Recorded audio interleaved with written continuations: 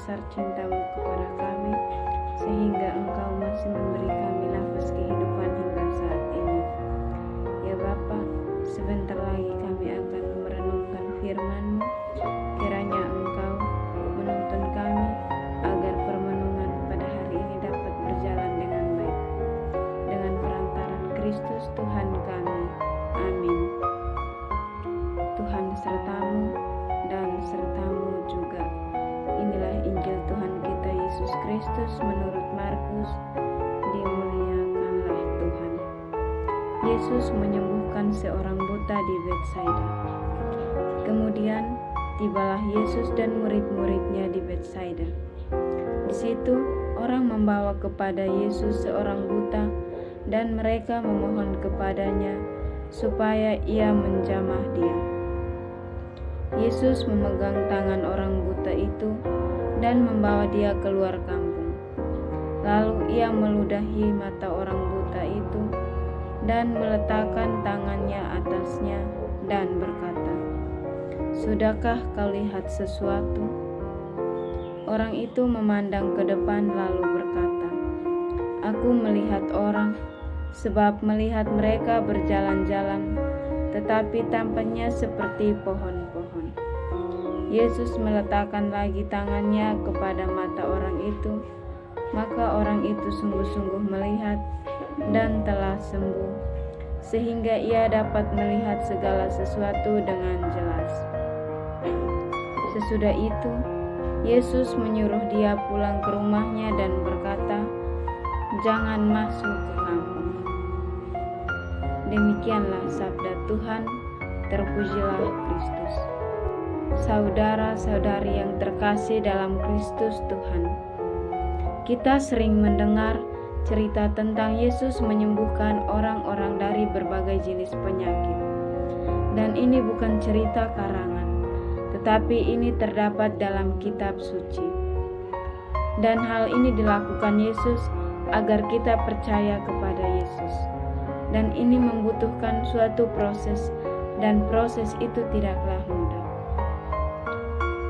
Kita sebagai umat Kristiani, kita percaya bahwa Yesus itu ada dan selalu ada untuk kita.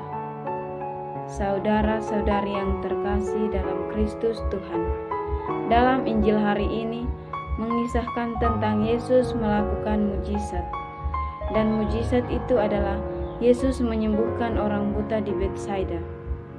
Ini bukanlah mujizat Yesus yang pertama, tetapi ini adalah yang kesekian kalinya. Sesudah Yesus menyembuhkan orang buta itu, Yesus meminta orang buta itu untuk pergi ke rumahnya, tetapi tidak masuk ke kampung.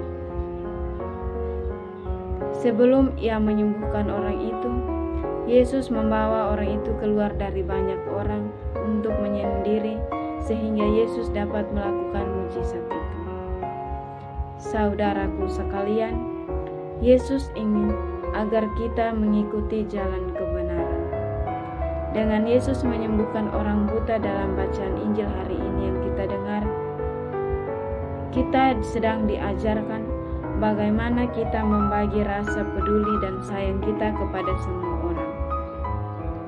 Saudara-saudari yang terkasih dalam Kristus Tuhan, seperti dalam kehidupan kita sehari-hari, jika kita sedang sakit, tentu saja kita pergi ke rumah sakit untuk berobat.